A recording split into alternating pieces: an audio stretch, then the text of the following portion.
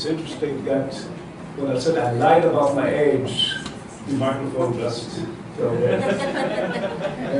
When I was about a month and a half before 16, my real 16, I was wounded in combat. A British hand grenade was thrown at me and they took me to the hospital. At the hospital, I was terribly bored.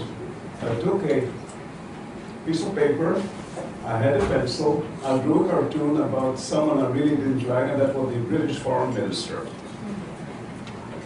A friend of mine took the paper in the yacht, and within a week, I got a small check, but the cartoon didn't publish. I asked the paper, "When did you publish?" And they told me the first one, the British would go away. It was too anti-British. I think we were very rough then.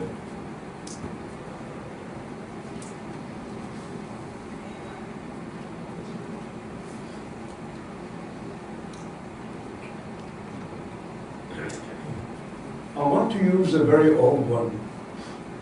The 10th husband of Liz Taylor asked his friend the following: "Look, I know what I'm supposed to do tonight, but how can I do it in an interesting way?"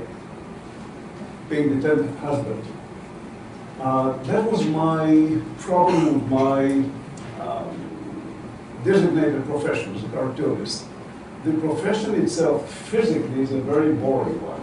You sit at the table, you're quite lonely, you read the news, you see the news, and in our society then, we call the society of 600,000 Israelis, we were very physical, involved in battle, in sports, and so on. I didn't have it in cartooning. And I was looking for a creative solution to this specific profession, which is, I consider, the second most ancient in the world, because I consider the prophets the real political cartoons of days ago.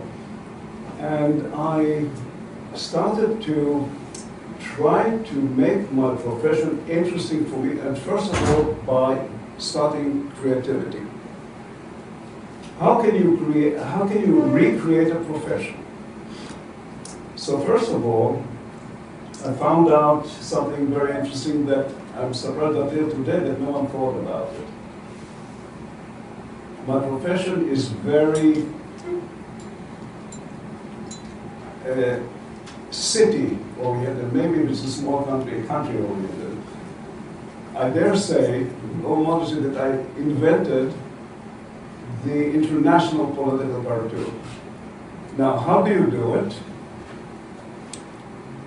You let the people, the editors, know that you are available to come to their newspaper, big newspapers, and I started to get offers. As a result, I started to travel with my family and our housekeeper to Japan, to Germany, to England, to Honolulu, and so on. And that made life very, very interesting. With your permission, I would like to very quickly show you, this is the very first cartoon that I did before I was 16.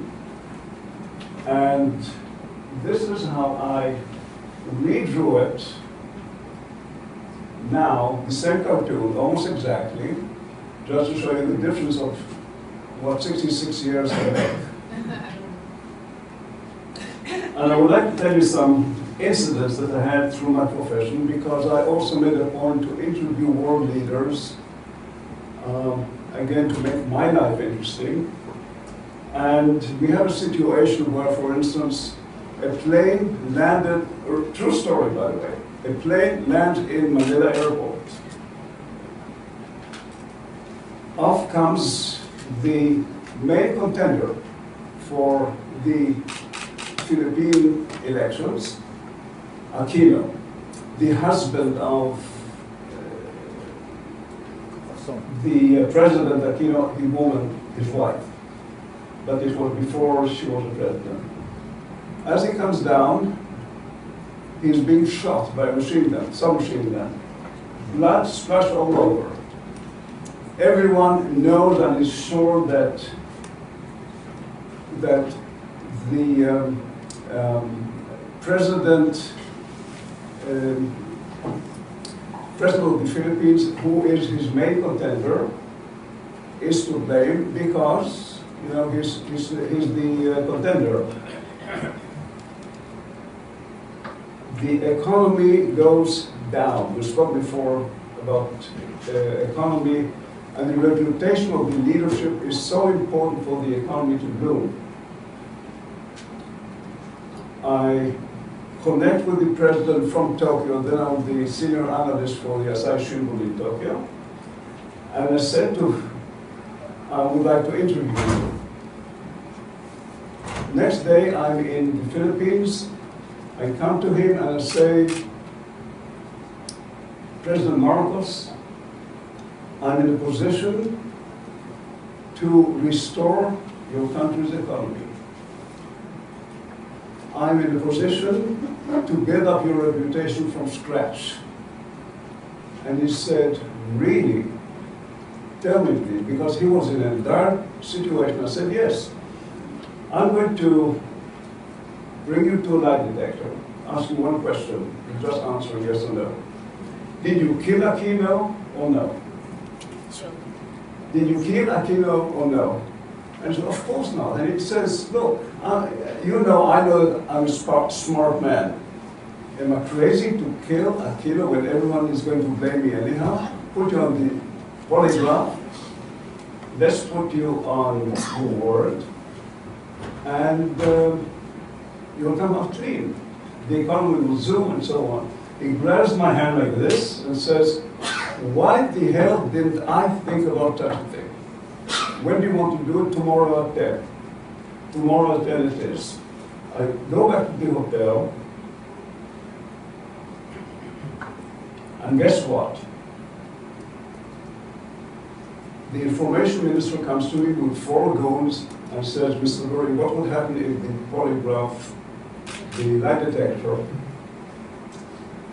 will show that you are not, that the president has a problem? I said to him 2 words. In that case, tough shit. He said, Mr. Lurie, you have a seat on a plane going back to Tokyo tomorrow at 8 o'clock. We know where your 2 lovely daughters are. One of them, by the way, is right here. Where is she? 9 Dakanyama Street, 10th floor, and you really want to be on the plane. I was on the plane at 8 o'clock in the morning. However, all that night, I prepared the article. I drew a cartoon that we can see here on the front page of the Asahi Shimbun that arrived there before I landed in Tokyo, and all the world knew about this kind of story, and that helped bring him down. Then I would like to tell you something about Gorbachev, and when I meet him in his chambers in Moscow, he rushes to me and he grabs me physically, very strongly, and he's on the verge of kissing me. I thought to myself, well, it happens every place, so.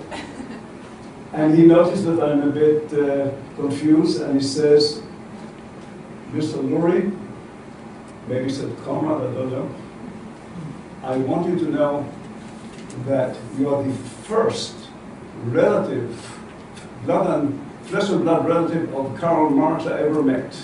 Karl Marx is a great uncle of mine. And I have a big mouth, and I couldn't stop myself. And I said to him, Mr. President, I'm sorry to tell you that the family ostracized me. Ostracized Karl Marx? Why? I said there were rumors that he was a communist. I thank you very much.